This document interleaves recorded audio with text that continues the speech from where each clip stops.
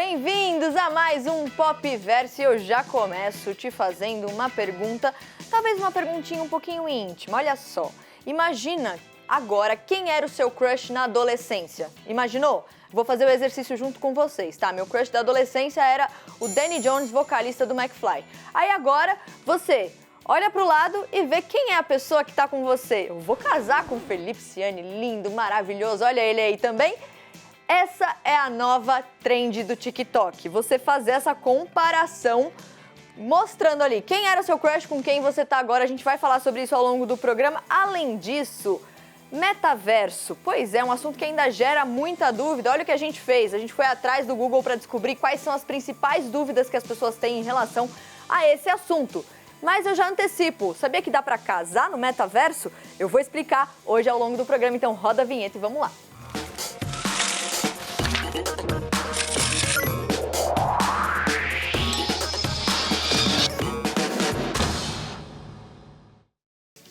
O primeiro assunto do programa é streaming, mas antes da gente começar a nossa conversa, eu queria só mostrar um meme que traduz bem o nosso sentimento hoje em dia em relação às plataformas de streaming. Olha só essa frase: trabalhar para pagar os 20 serviços de streaming que eu não consigo assistir porque eu tô trabalhando. É bem isso mesmo. Inclusive, o que a nossa produção fez? Eles pegaram os principais streamings que a gente tem aqui no Brasil e fizeram essa conta aí que você vai ver na tela. Para você assinar os 9 principais streamings, você paga no total R$180 ali em média. E aí, para ter ideia, para trazer um pouco para a realidade, né, da galera que tá aí na correria, trabalhando para pagar o serviço de streaming, olha só, esse valor paga 40 passagens de metrô em São Paulo, ou seja, dá para ir e voltar do trabalho ali o mês inteiro se você não trabalhar no final de semana. E sim, é muito complicado, a gente está falando de um valor muito alto.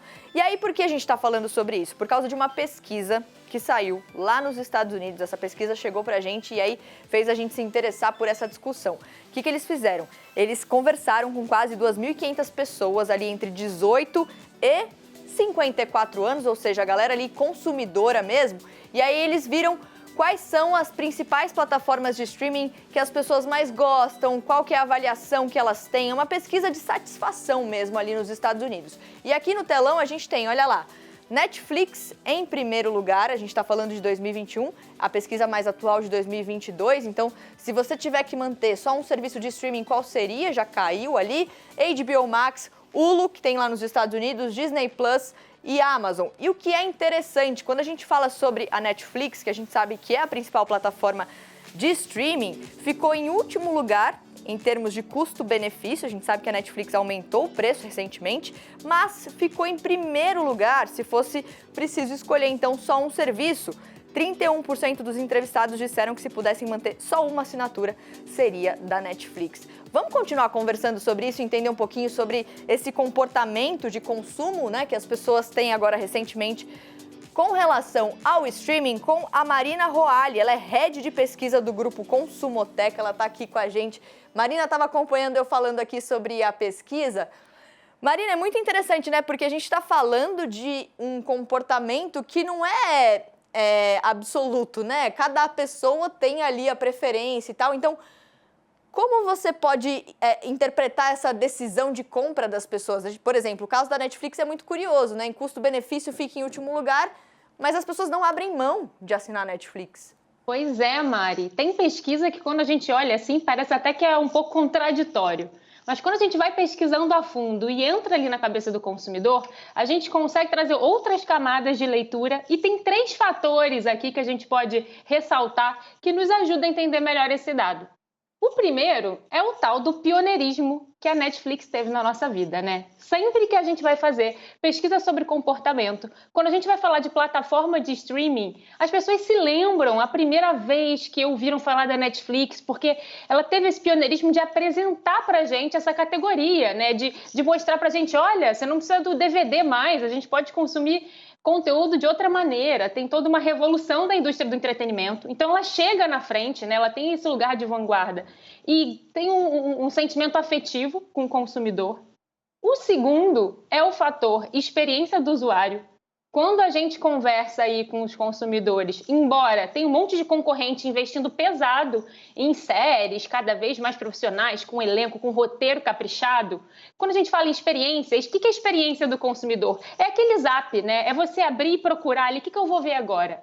Né? E todo mundo fala que a Netflix ela ainda é maravilhosa nesse lugar de quando eu não sei o que eu vou ver, eu fico ali zapeando. Não é à toa que as pessoas às vezes falam, eu hoje estou num mood Netflix, né? Eu não sei o que eu vou fazer, eu vou ficar em casa vendo Netflix. E às vezes nem é de fato Netflix, mas você já batizou esse momento, né? Já é sinônimo de um momento especial ali do seu dia. E se a gente somar esse pioneirismo aí com toda essa experiência de usuário, a gente entende o trunfo maior que a Netflix tem hoje, que é o tal do poder de comunidade. Né? O que é isso? Quando a gente fala em indústria do entretenimento, não é só o gosto individual que importa, né? Que é só qual série que me satisfaz, qual série ou qual filme me interessa ali do meu tipo de gosto pessoal. Não, tem também aquele fator de querer participar do burburinho, sabe? Querer estar nas conversas. E o conteúdo da Netflix, ele tem um grande alcance, ele hoje chega nas massas e ele pauta muito debate, né? Não é à toa que a gente às vezes abre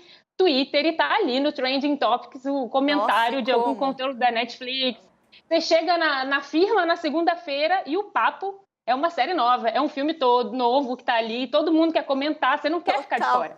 Não, é bem isso mesmo. A gente aqui, por exemplo, só tá falando de Stranger Things nas últimas semanas, mas eu até queria trazer outra questão aqui, que é justamente a questão do valor, né, Marina? Porque a gente tá falando de um país, do Brasil, que muitas pessoas estão preocupadas com a sobrevivência antes de qualquer coisa. Então, quando a gente fala dessas plataformas de streaming, o valor ali das principais, se você assinar todas, chegando a quase R$200, é uma mudança de comportamento de consumo no sentido de você consumir entretenimento mesmo, muito interessante, né? Porque eu, por exemplo, tenho um perfil de comportamento que é aquilo que você falou, né? Por exemplo, eu assistia Friends mudou de plataforma, eu fui lá, assinei HBO Max, e aí você acaba caminhando entre as plataformas. Mas é uma discussão muito complexa quando a gente fala de Brasil, né? As pessoas achavam que, a princípio, o streaming liberaria elas daquela TV a cabo, que era um custo extra ali na renda, né? Que pesava no orçamento, e, de repente, o conteúdo ele vai se descentralizando, você começa a fidelizar cada conteúdo numa plataforma e você se vê tendo que escolher, né? Tendo que pesar ali o custo-benefício. Onde que eu assisto mais conteúdo? O meme ali do início é sensacional, porque você tem muito tempo de trabalho para pagar e não tem tempo para assistir tanta coisa assim. Mas, de fato, quando a gente pensa em custo-benefício, né, as pessoas elas ainda ficam muito presas à Netflix, porque você pensa, como custo-benefício individual, a plataforma ela vem aumentando, eles têm isso de estratégia de preço ali, que não é no valor final que eles ganham, mas quando eu penso no custo-benefício social, afetivo, né, nessa vontade de participar ali da roda, as pessoas acabam ainda cedendo ali, falando, não, eu deixo às vezes de sair, de comer uma comida no fast food, mas está pagando a Netflix. Marina, eu queria agradecer muito, rapidinho aqui, infelizmente nosso tempo é curto, mas já deu para levantar essa reflexão super importante, então obrigada. Obrigada, Mari, foi um prazer. E só lembrando que a gente está falando de uma pesquisa que avaliou serviços de streaming nos Estados Unidos e a gente trouxe a reflexão aqui para o Brasil. E queria pegar carona no que a Marina falou, que tem muita gente em dúvida sobre o que assistir para fazer a propaganda do Em Alta, viu, gente? Tem Em Alta CNN todo sábado, 10h30 da noite. Se você está na dúvida do que assistir, eu tô lá fazendo esse trabalho junto com o Felipe para te ajudar. Já que a gente está falando de Netflix, é sobre ela a primeira notícia de hoje. Se você que está aí assistindo ao Popverso vai estar ali passando por Paris, Madrid ou Londres em julho, presta atenção nessa notícia porque você vai poder visitar, de repente, alguma locação ou bastidor de alguma série que você gosta da Netflix. La Casa de Papel, Bridgerton, Lupin, Emily em Paris são só alguns dos exemplos. Eles vão oferecer essa série de passeios de graça de 11 a 17 de julho, mas como eu disse, só para quem mora ou tá ali passando por Madrid, Paris e Londres. Além de, claro, né, você descobrir ali conteúdos sobre as produções, também eles vão dividir curiosidades, falar um pouquinho sobre a história do cinema e muito mais. E já que a gente está falando de cinema, atenção fãs de Crepúsculo, só os fãs online. Cadê a galera que curte Crepúsculo? Eu sou muito, muito fã. já fui mais, mas ainda tem aquela sensação de nostalgia, né? E olha só, lembra daquela trend que eu falei no começo do Popverso, de você lembrar quem era o seu crush da adolescência e com quem você tá hoje? Essa moça aí, ela é só a noiva do Taylor Lautner, que é o Jake ali de Crepúsculo. Aí ela fez a trend. Quem era o crush dela na adolescência?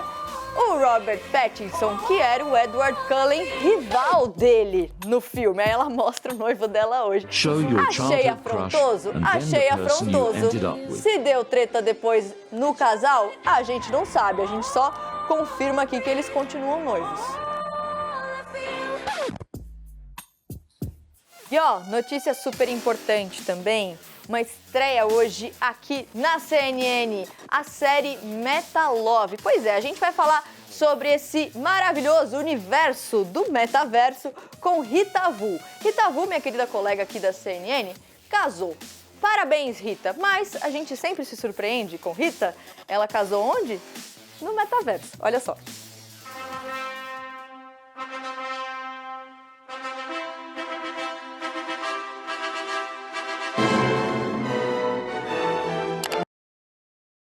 Oi, eu sou a Rita Vu. E eu sou o André Mertens. E a gente vai casar no metaverso. É isso aí.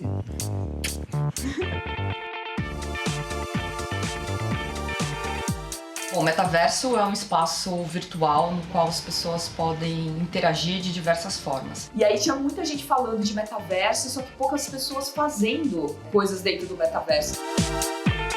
No metaverso você não tem nenhuma limitação de física, então você pode desafiar as regras e as leis da física. Eu quero me representar do jeito que eu sou ou eu quero ser uma outra coisa lá dentro? E o que é legal do metaverso é que as possibilidades elas são praticamente infinitas, assim. A gente podia juntar duas coisas, fazer algo muito divertido e inusitado dentro do metaverso, que seria uma experiência completamente inovadora, inédita pra gente, pros nossos convidados.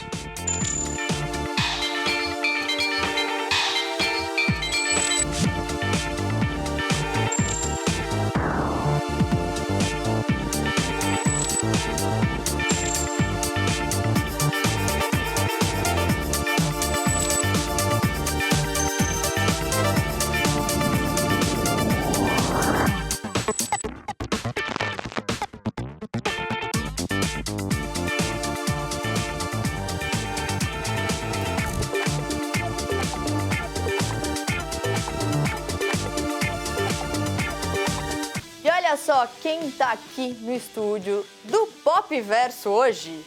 Rita, parabéns! Obrigada, Mari. Usa aliança também, quem casa no metaverso, ou aliança é só lá? Não, eu uso, inclusive eu fiz aliança. É Rita, gente. Eu tô falando pra vocês que a gente se surpreende. Ó, vou aproveitar que você tá aqui. No começo do programa, a gente mostrou, né, quais são as principais dúvidas que as pessoas têm em relação ao metaverso.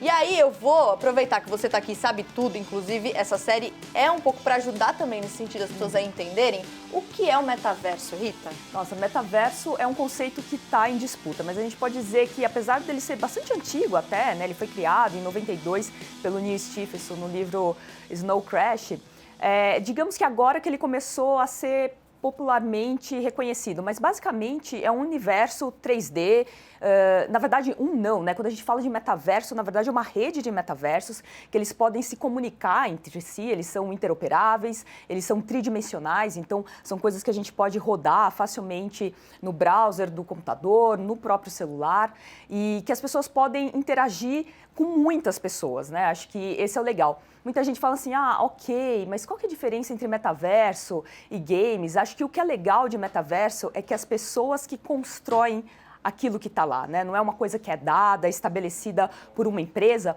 mas as pessoas que vão estar ali, né, ativando a comunidade, que vão estar construindo esse universo. E ele é também totalmente em real time, né? As pessoas não conseguem saber o que aconteceu antes. Então, acho que isso daí é muito bacana. E um detalhe que é, para mim, fundamental, que diferencia o metaverso de outros games e de outros universos virtuais que já existiam, é essa ligação com a realidade, com a nossa realidade física. Então, o que é interessante é que esses dois universos, tanto o físico quanto o virtual, eles estão conversando. Então, alguma ação que eu tenha, né, dentro do metaverso, de um metaverso, por exemplo, ela vai influenciar a minha vida aqui fora, a vida das pessoas. Então, quando a gente pensa em futuro da internet, Web3, que está muito pautada nessa questão da blockchain, desses metaversos que são abertos, né, construídos pelas pessoas, é justamente isso, não é uma segunda vida, tipo Second Life. Faz parte, né?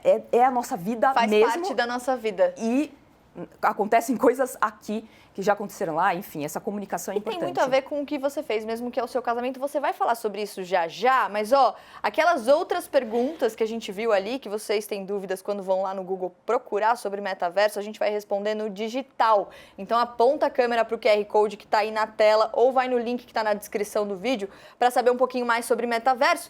Mas já vamos trazer mais informação, então. A Rita deu um spoiler aqui, mas de onde vem o termo metaverso? Vamos ver. Depois que Mark Zuckerberg trocou o nome do Facebook para Meta, muito se fala sobre esse tal de metaverso. Só que o termo metaverso existe bem antes até mesmo do Facebook, que é um Gen Z e só nasceu em 2004. E mais, essa tecnologia que cria um mundo totalmente virtual, na verdade, nasceu de uma forma analógica, em um livro. Lá em 1992, Neil Stephenson, autor de livros de ficção, cunhou o termo metaverso no seu romance Snow Crash, Nevasca, em português. Na obra, o metaverso se refere a um mundo virtual 3D habitado por avatares de pessoas reais. Essas personagens ficavam no mundo virtual para fugir da realidade. Outra pessoa importante nessa história toda é Philip Rosedale, criador de Second Life, lançado em 2003, um universo totalmente digital onde os usuários podem criar seus personagens e interagir. De lá para cá, conhecemos os óculos de realidade virtual, a realidade aumentada, além de outros dispositivos que podemos vestir e que nos fazem sentir que estamos em outro lugar. Mas, nessa grande corrida que é o metaverso, o Facebook, ou melhor, o Meta, cruzou a linha de chegada na categoria misturar redes sociais e metaverso. Valeu, Bárbara Cardoso, do nosso time aqui, Popverso, que trouxe essas informações pra gente. Rita, a gente tem só um pouquinho de tempo aqui, mas eu queria muito saber como foi a experiência, então, de casar no metaverso, convidados e tal, de fato uma festa? E pera, só uma informação, porque Rita é chique. Quem celebrou o casamento de Rita? Leandro Carnal, né, gente? Só. Não, foi super divertido, Mari. A gente procurou deixar a coisa bem humanizada, então a gente ia fazer tudo com avatares, ninguém ia ver a gente, mas aí a gente fez no telão o vídeo, né, de eu, o meu noivo, né, na época, né, meu atual marido e o Karnal celebrando, e foi super divertido porque tinha muita gente da comunidade, do metaverso que a gente casou, porque o casamento ele era aberto, e tinha, lógico, os nossos amigos e convidados, que para muitos deles foi a primeira experiência dentro de um metaverso, então foi muito divertido ver também como que as pessoas escolhiam se representar dentro. Para mim era muito engraçado ver o nome das pessoas e, não acredito, a pessoa escolheu a roupa, né? E é a muito roupa, curioso. a cara, mas assim, tudo. eu tenho dúvida, porque é o seguinte, então quer dizer que esse casamento teve penetra, mas liberado. Sim. Trazendo aqui pra realidade, teve penetra, mas assim, e a coisa da coxinha, essas coisas, a galera não sente falta, não? Pois é, ninguém reclamou disso, eu sei que todo mundo curte, né, comer no casamento, mas no caso a gente distribuiu NFTs, então a galera que foi no casamento ficou muito feliz, tanto é que a gente mintou 1000 NFTs e, em pouco tempo desapareceu, até eu fiquei sem o NFT do meu próprio casamento. Rita, Metalove estreia hoje, um episódio por semana, convida a galera aí pra assistir. Bom, pessoal, se vocês querem ver o amor aí em tempos digitais, saber um pouco mais do que é o metaverso, não deixa de assistir o Metalove no CNN Soft. Tô aqui sentada e vou continuar aqui só para trazer para você uma notícia sobre o CarPlay, é um software da Apple, para você que tem iPhone e usa bastante no carro. Se liga, agora a Apple está testando também você pagar o combustível sem sair do carro. É uma atualização ali que eles querem fazer, eles devem lançar a nova versão do CarPlay para carros no próximo semestre. Isso faz parte da estratégia da Apple. Eles querem transformar mesmo o carro em uma loja de bens e serviços. Eles já testaram outros recursos, por exemplo, aplicativo de estacionamento, carregar veículos elétricos e até pedir comida. Então é mais um passo, a gente vai acompanhar isso. Agora, mudando de assunto, olha só esses dois caras aqui. Um deles, Paul McCartney, o outro, o James Cromwell, que está em Succession, uma série de muito sucesso. O que eles têm em comum, além de serem maravilhosos e super talentosos, eles são vegetarianos. Não comem carne. Inclusive, são super engajados, já se manifestaram contra cafés e restaurantes que cobram mais por leite vegetal e outras questões. Por que a gente está falando sobre isso? Porque a Babi do nosso time, preparou um vídeo para explicar por que o vegetarianismo está alcançando cada vez mais pessoas e ela traz algumas curiosidades. Olha só. Quem tem o costume de fazer compra no mercado percebeu que alguns produtos estão ganhando mais espaço na geladeira de congelados. Tem um hambúrguer de picanha e logo ali do lado tem um hambúrguer de lentilha. Mas se engana quem pensa que esse hambúrguer de lentilha é só para as pessoas que não comem carne. Tem uma galera que decidiu substituir o bifinho ali no prato do almoço por um outro tipo de proteína, que não é de origem animal. Tá aí o movimento Segunda Sem Carne, chegando a cada vez mais gente. Aqui no Brasil, metade das pessoas já reduziu o consumo de carne no último ano. E 46% das pessoas já tiraram a carne do cardápio pelo menos uma vez na semana por vontade própria. São os flexitarianos. E esse comportamento tá no hype. Esse termo foi criado em 1990 por uma médica especialista em alimentação e ela até escreveu um livro sobre isso.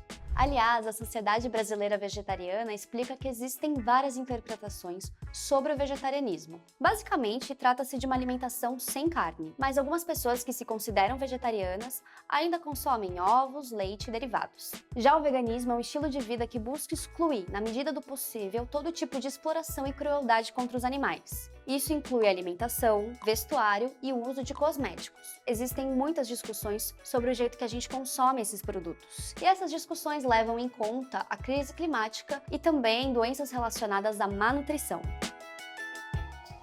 E bem, o flexitarianismo tá aí para quem tem essas preocupações com o meio ambiente e com a saúde, mas ainda não quer abrir mão daquele churrasco de lei. Gente, equilíbrio é tudo. E se você ficou interessado pelo flexitarianismo, atenção! Antes de adotar qualquer dieta, é muito importante consultar e buscar orientações de profissionais da saúde.